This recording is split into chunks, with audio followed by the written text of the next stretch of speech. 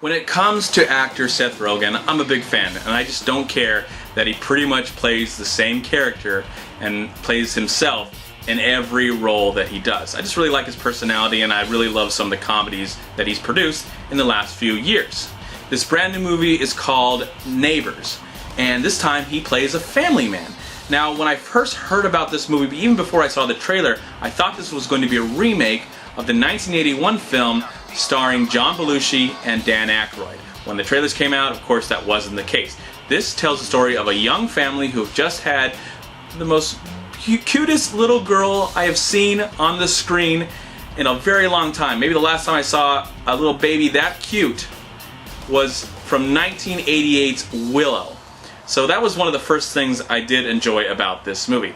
They play a young family, they just move into a neighborhood, and right next door to them there's a house that's for sale, and they just couldn't be more excited to find out who their new neighbors are. Now, if you've seen the trailer, you know that it's a fraternity that moves next door, and the fraternity is led by Zac Efron and Dave Franco's character. Dave Franco, I believe, is the younger brother of James.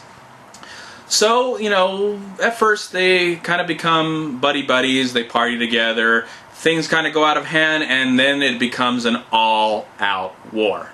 Now, I remember watching the trailers of the film, and I said, you know, there's a lot of funny stuff in the trailers, but I'm really worried that I'm seeing way too much.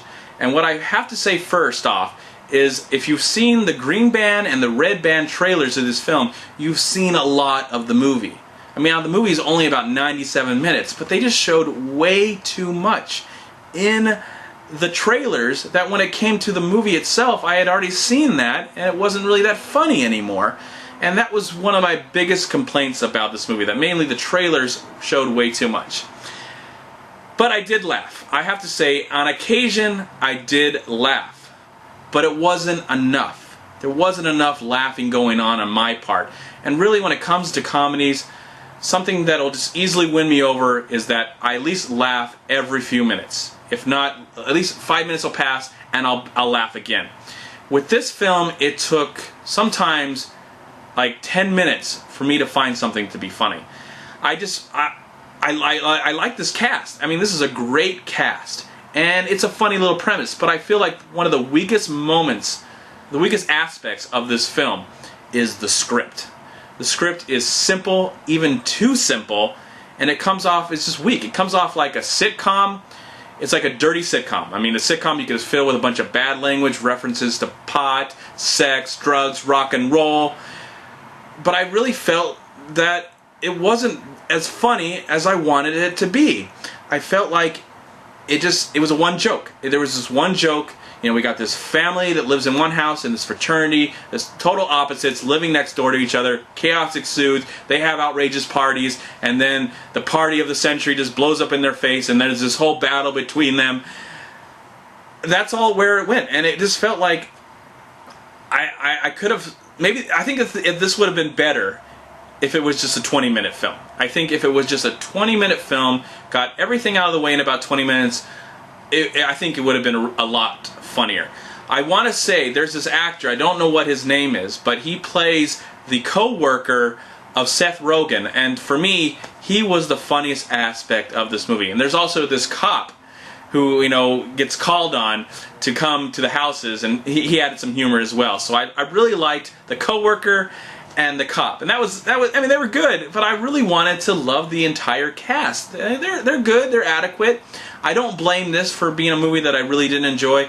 I think it's directed quite well by Nicholas Stoller, who's given some really funny comedies, including the 5-Year Engagement and one of my favorite comedies of all time, Forgetting Sarah Marshall.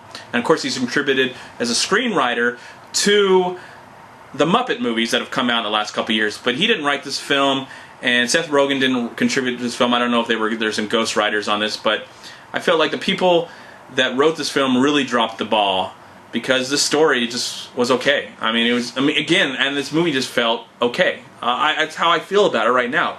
I feel okay.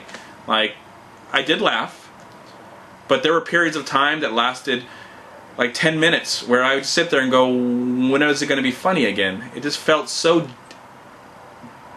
didn't feel genuine. It didn't feel genuine at all. And I was quite disappointed by this movie.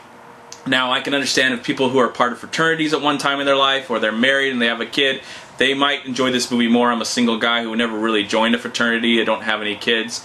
So maybe I didn't connect to this movie on a human level and have some experiences myself.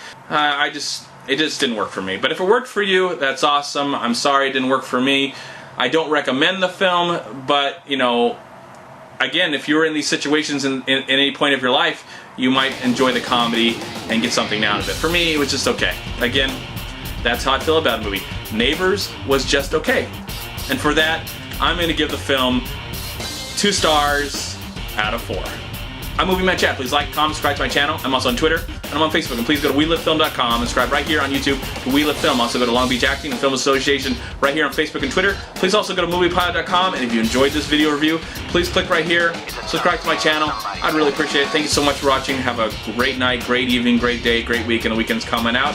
And there's some really great movies coming up next weekend that I've already seen. I highly recommend. So go check those out when they come out. But you probably skipped this movie. Sorry. But maybe you'll find it funny. And if you do, let me know and tell me I'm wrong.